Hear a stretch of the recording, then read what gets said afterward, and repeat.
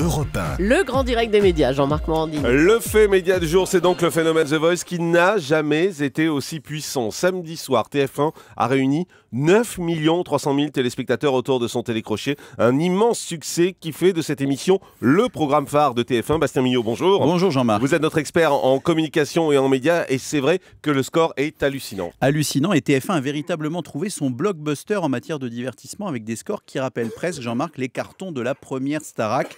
C'est dire, et Dieu sait qu'on devait avoir le sourire hier du côté de TF1 à 9h03 quand les chiffres d'audience de Médiamétrie sont tombés sur les écrans. Vous le rappeliez, 9 300 000 téléspectateurs, une part de marché de 40,7% et un score sur les ménagères de moins de 50 ans à faire pâlir d'envie tous les responsables de chaîne, 54%. Ça veut dire des écrans publicitaires pleins à craquer dans les prochaines semaines pour TF1 le samedi soir et un vrai retour gagnant puisque vous le disiez, l'émission fait encore mieux que l'année dernière pour son lancement et elle figurait déjà l'an dernier dans le top 100 des meilleures audiences de TF1. De quoi faire sortir Nonce Paolini, qui est assez discret dans les médias, de sa réserve habituelle. Il déclarait hier, on nous disait moribond, je suis content de faire mentir les Cassandres et ceux qui se prétendent à une longueur de TF1. Et bien voilà, on a le triomphe modeste. Il faut dire que The Voice a quand même présenté un vrai show de qualité samedi soir. Oui, et tous les ingrédients d'un prime réussi y étaient. D'abord un concept fort, un jury décapant et des candidats impressionnants. Et même les tweetos, vous savez Julie, ceux qui s'excitent sur les réseaux sociaux, d'habitude qui sont si prompts à se montrer critiques et cassants, eh bien ils ont été plutôt captivés par la prestation des candidats.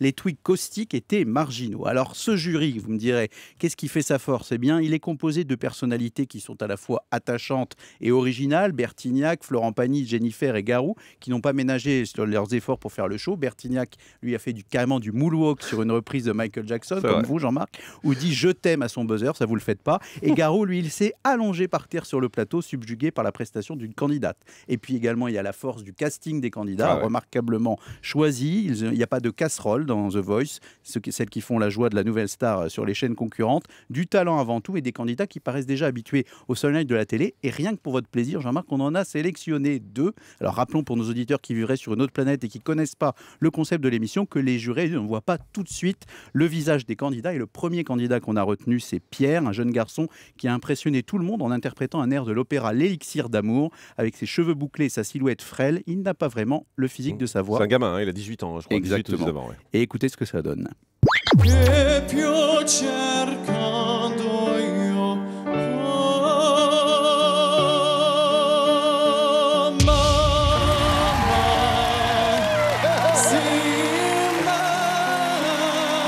Jury carrément enthousiasmé par cette interprétation magnifique. Et puis, votre chouchou, on peut le dire, Jean-Marc, vous l'avez mis sur votre blog. Je l'ai mis en une du blog ce week-end, j'ai adoré. Qui est aussi le chouchou des tweetos, comme quoi vous êtes raccord. En quelques instants, le jeune chanteur de 23 ans, il a fait vraiment exploser les compteurs grâce à son interprétation de Born to Die de Lana Del Rey.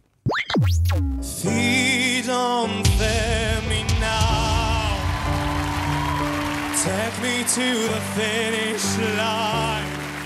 On my heart it breaks every step that I take, but I'm walking at the gates. They tell me that you're mine. Walking through the city streets, is it by mistake or design? I feel so alone on a Friday night. Can you make me feel like home?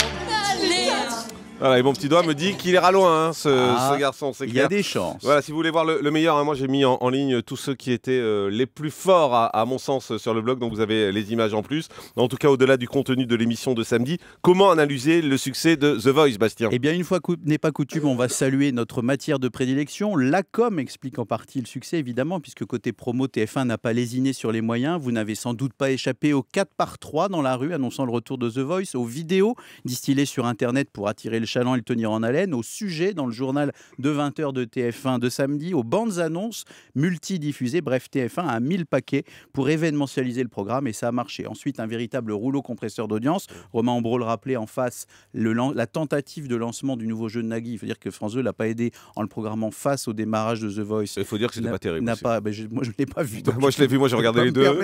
Grâce au replay, je vous dis, voilà, c'était pas le jeu de l'année. Hein. On l'oubliera. Et enfin, The Voice est un programme fédérateur modérateur, une bonne émission animée enlevée, une émission qui évidemment fédère toute la famille devant l'écran. Donc le samedi soir, côté audience sur TF1, Jean-Marc, on n'a pas fini de donner de la voix. Merci beaucoup, Bastien Millot. Bah oui, c'est comme ça, on vous dit ce qu'on pense.